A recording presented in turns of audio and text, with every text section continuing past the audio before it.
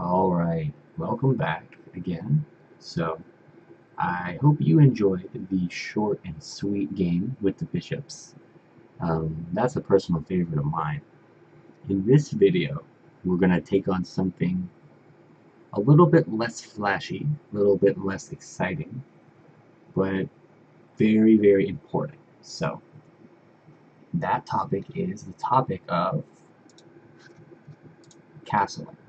So, we're going to talk about what castling is, why you should do it, when you should do it, and then we're going to look at a few different types of games that can come about when players castle too early, too late, not at all, etc. So, first of all, castling is a special type of move in chess where you can move two pieces at once. In fact, it's the only time you can move two pieces at once. So, in order to castle, you must have met certain criteria. First of all, castling is done with the king and rook. Either rook is acceptable. You must not have moved the king or the rook in question. So both pieces that you will castle with must not have moved yet. That's the rule. Another rule is there must not be anything in the way of the two pieces. For example, if I still had a bishop here on c8 maybe, you would not be able to castle. The king and rook need to see each other, so to speak. And so what is it? So what are we doing?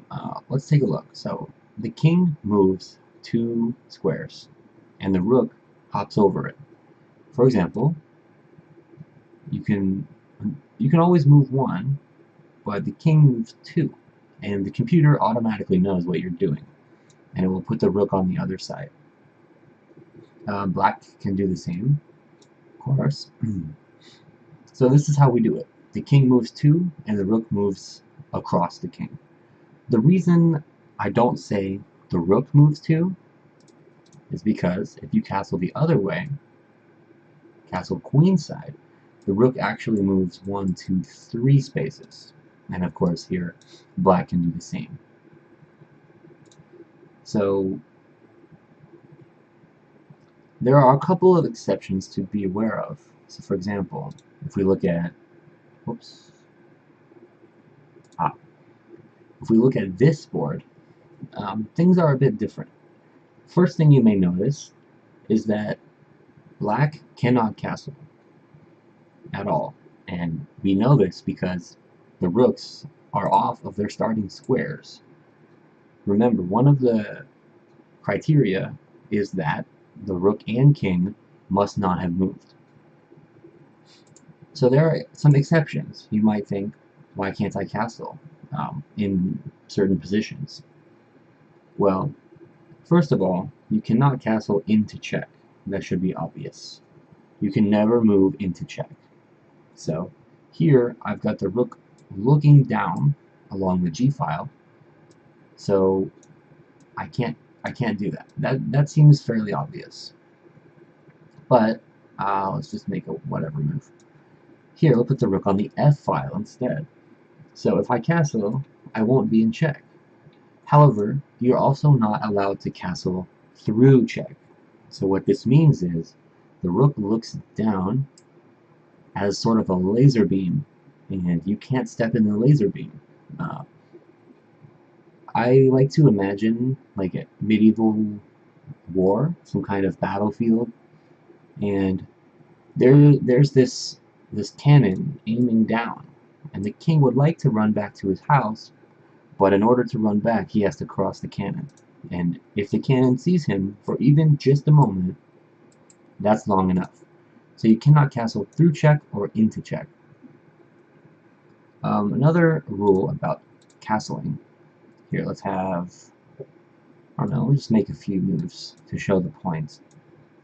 Here, now white is in check currently.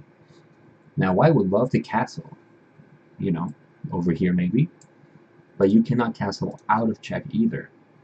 So you can see that it won't let me do that. So you cannot castle out of check, into check, or through check. So check really screws up the whole idea of castling. So those are the rules to remember. I don't think I'm missing anything. So, and to go back to what I had said, in this position, both the king and rook must not have moved. That is to say that if we put the rook back in the corner, you still can't castle. It's not enough that it's on the corner square, it's that it has not moved at all. Okay, so those are the exceptions we're going to talk about. So the next thing I want to discuss is there are 3 types of games that can happen regarding castling. So those are both sides castle the same way.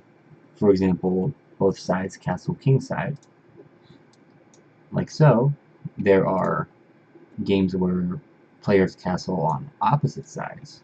This is known as opposite side castling, and we'll talk about those games. And then I want to talk about some games where one side castles and the other side doesn't castle at all, leaving their king in the center. So, alright, hope you're ready. Let's take a look at some of those. So here, I'm going to play through like an example game to just give you an idea of what I'm talking about here. So let's just make some moves. I want to show how both sides castling on the same side can affect the game. So here we have it. This is a pretty normal looking position, symmetrical, everything seems even. When the king's castle on the same side, that's regarded to be fairly boring, fairly even and stable, and it's hard to really prove an attack on the opponent's king. The reason is, well, one reason is, in order to break down the king, you're going to need some pieces on this side. Specifically, the pawns would love to go chip away at the walls here. That's what they're for. But in the process of doing that, you will be weakening your own king position as well. So in a same side castling scenario, if you are moving your king's pawns, those are the most important pawns that you have. That's your safety net. And if you aren't careful, your king is the one who will get in trouble. That's why when the king's castle on the same side, typically play will continue in the center of the board, or even on the queen side as well. So this is considered to be a fairly even type stuff. So I'll make a couple more moves here so you can just get a feeling for what's going on. Normal stuff, I suppose.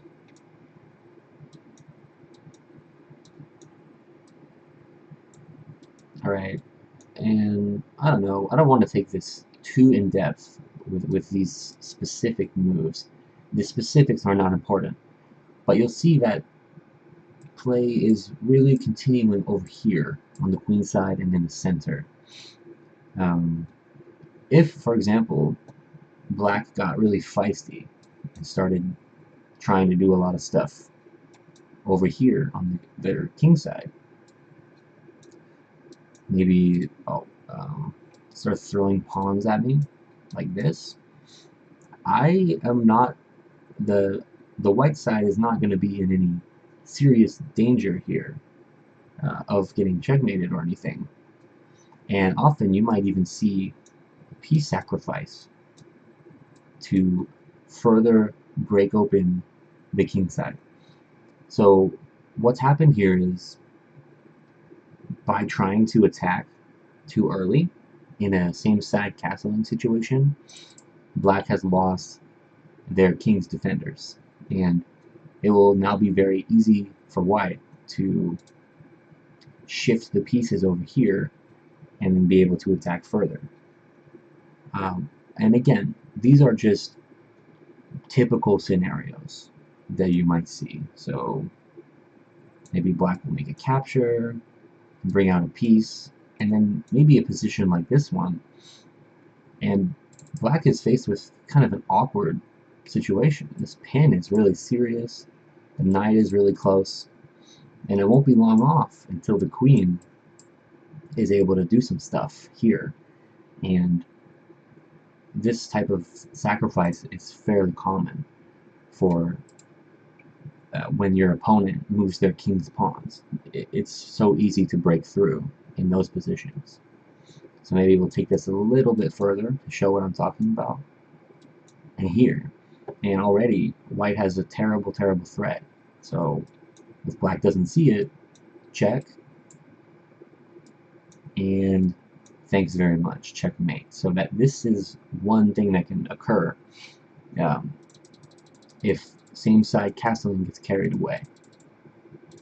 Again, that's why it's normally a pretty stable and sturdy game. The second instance I want to talk about is opposite side castling. This is very common in the Sicilian defense. So let's look at one of these openings specifically.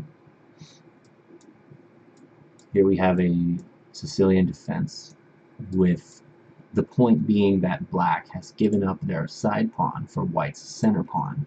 However, in return, white has a slight lead in development and easy development for their bishops as well.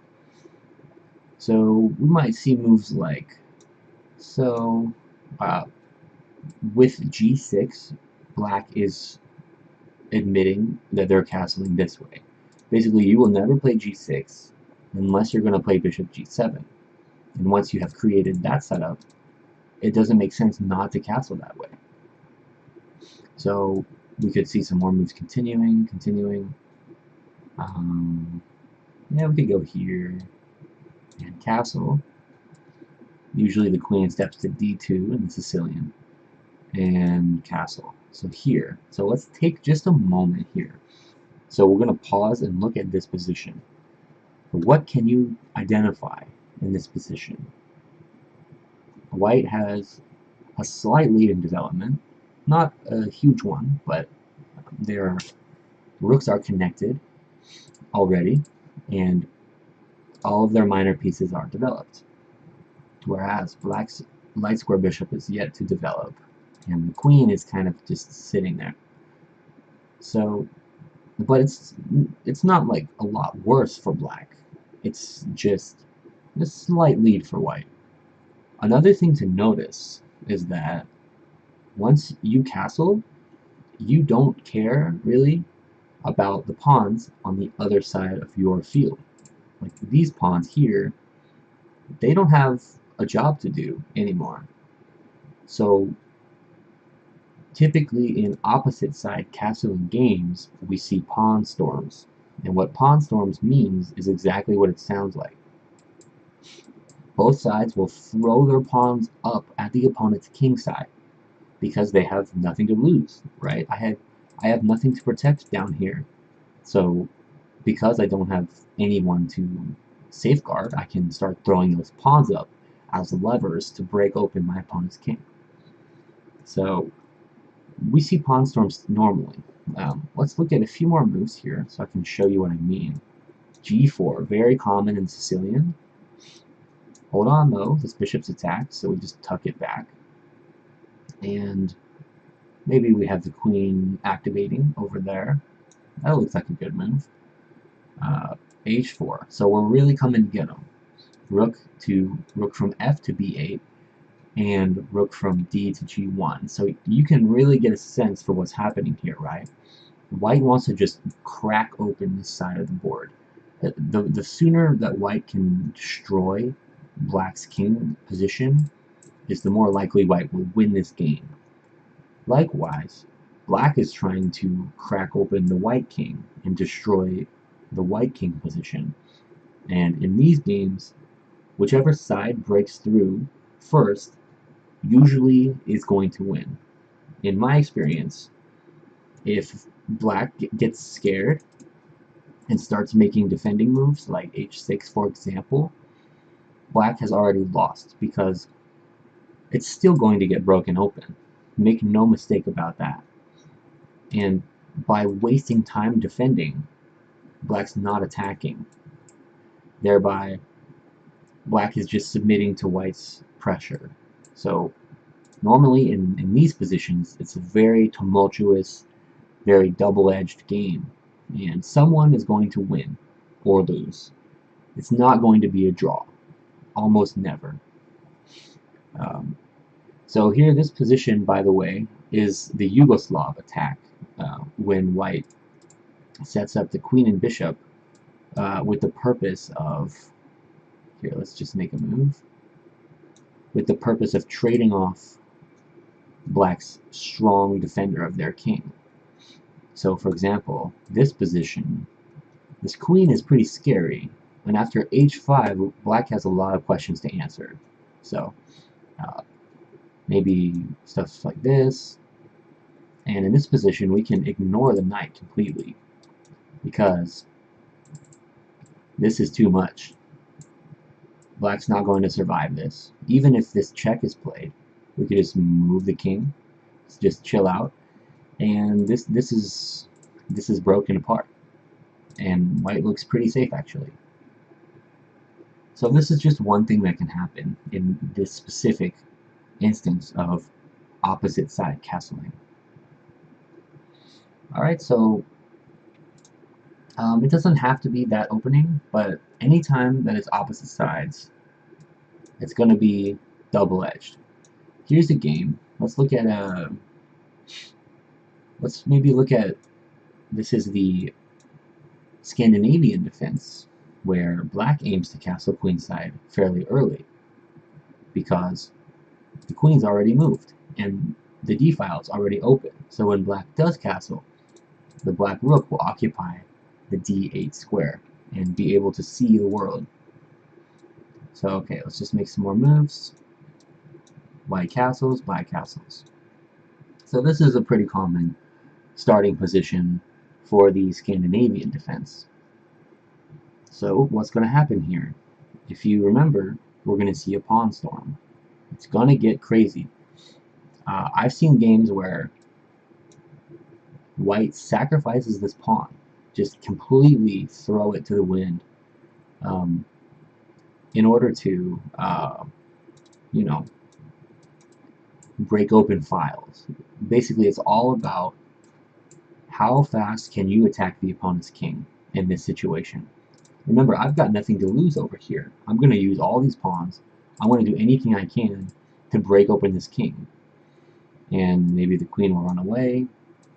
Queen, oh, well, you know, gotta bring the pieces out like this towards the king as much as possible. Knight here, watch out, you know. So this is one way that the game could go, just for example. Okay, so that was opposite side castling. And the last example I want to look at is when one side castles and the other side does not castle at all. And this can be a fairly dangerous game as well. So let's take a look at that. Just making whatever move, it's not super important, these moves specifically. We're just going to get to that position. Okay, so maybe this position. This looks like a decent one. So white's castled, and black is not. And it doesn't look like black's going to castle anytime soon. The king side is completely clogged up. These pieces are not developed. And to castle queen side, black will have to move the queen somewhere meaningful. But it's not easy to find a good place for the queen. If you go here, your bishop is pretty sad. If you go to f6, that's where your knight wants to go. So it's not easy for black to actually untangle here. So in the opening, whenever you're making developing moves, you should have castling in mind. So I'll show you right now what will happen if you don't castle ever. And the reason that we urge you so much as beginning chess players, students, to castle is the dangers that can come up if you don't keep that in mind. So, bam. The side who's castled wants to break open the center. That's where black's king is. So in every case, you want to break open the opponent's king position. And when the opponent's king position is in the center, that's even better, because you're supposed to play in the center. Doing it this way has a few advantages, because you can not only activate pieces more easily than your opponent, but also the more open that stuff gets is the more likely that your opponent is going to be in a lot of trouble defending their king. So what am I talking about? Well, let's look at a few more moves.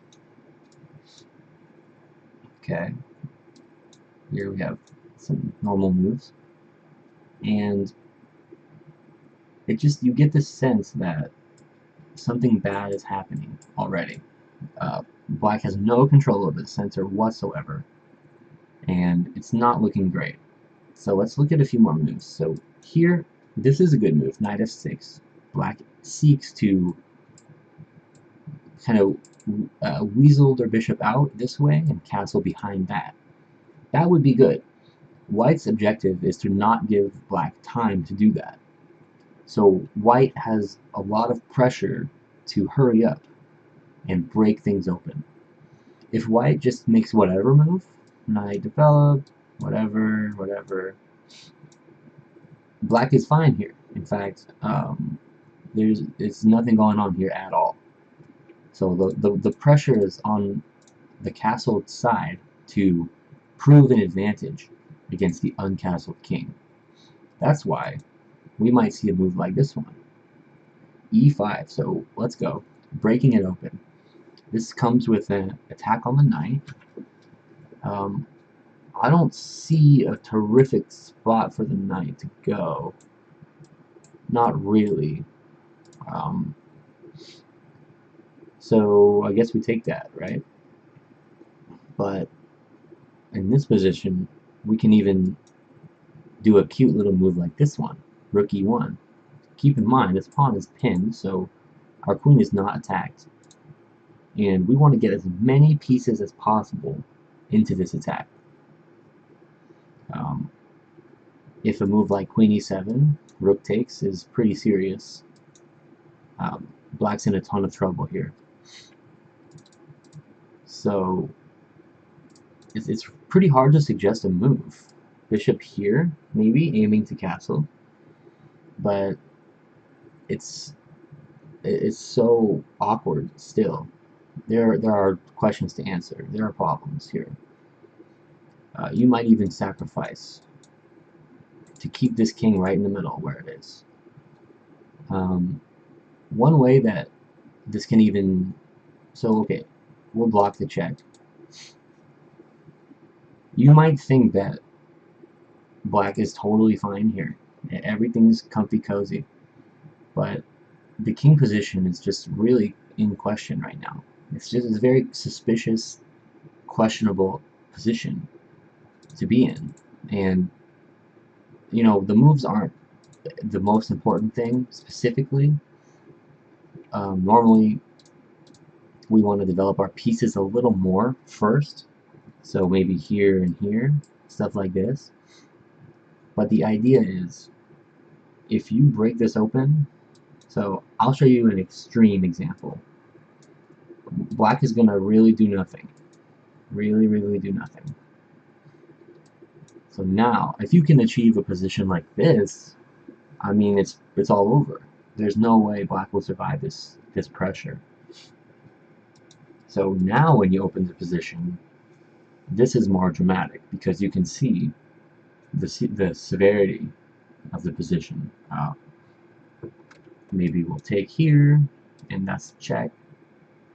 And you might block the check, and I'll double up on that. threatening rook takes bishop to win the queen. So obviously if we castle, that's a free bishop, and white will go on to win this game. And what else can we do? You want to block that? Well, you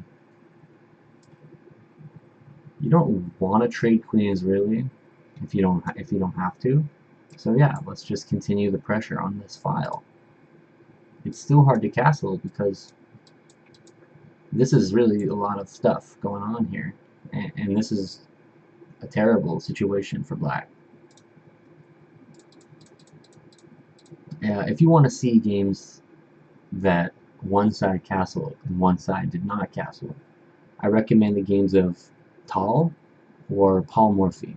They have some beautiful, beautiful games where they sacrifice pieces and it gets all crazy, like this type of stuff. Check and check, and you can't block this because the rook, and this is pinned still, and yeah, I don't need pieces because your king is getting checkmated. So that's the type of stuff we're talking about here. Okay, so that was when one side castles and the other side does not. So let's go do an overview real quick. So what castling is the transfer of the king and rook to each other's spots. The king moves 2 and the rook comes over, like this.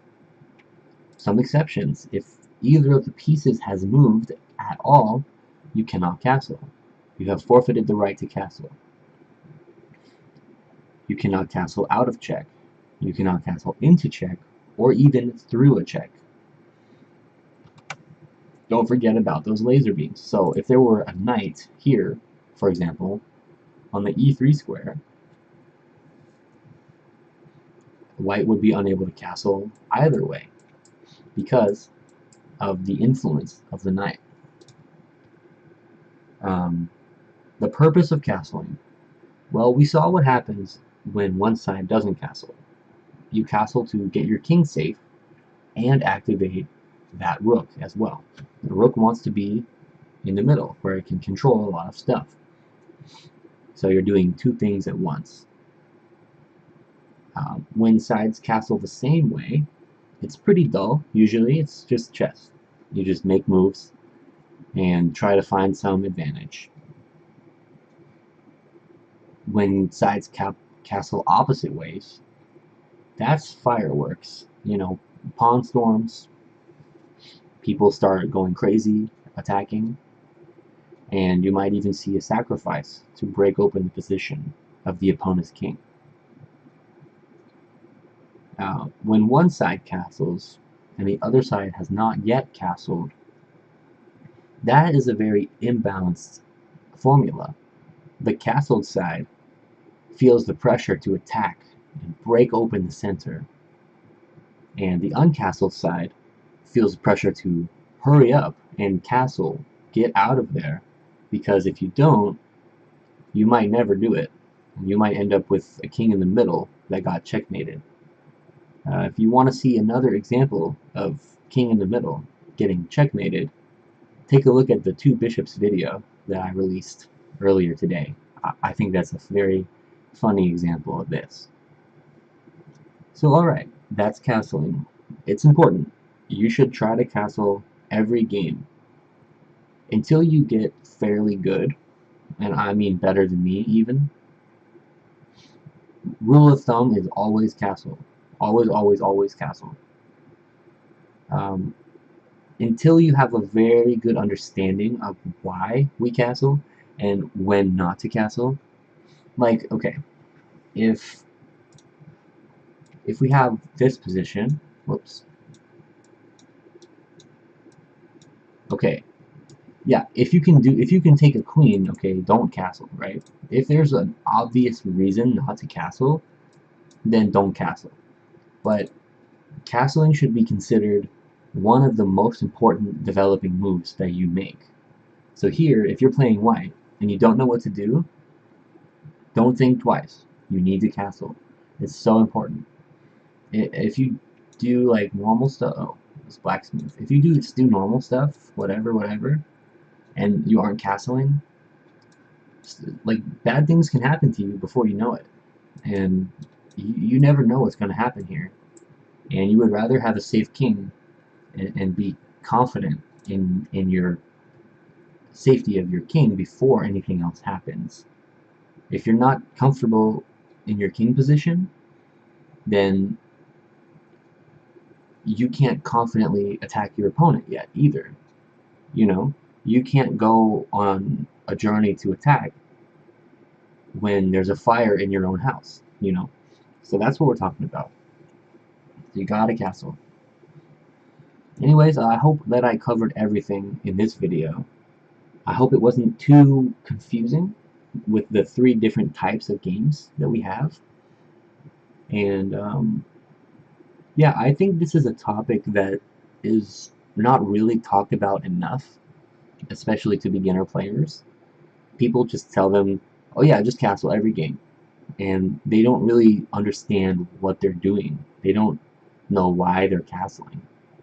So hopefully this video was able to shed a little bit more light on why we're castling, and not just that we're castling.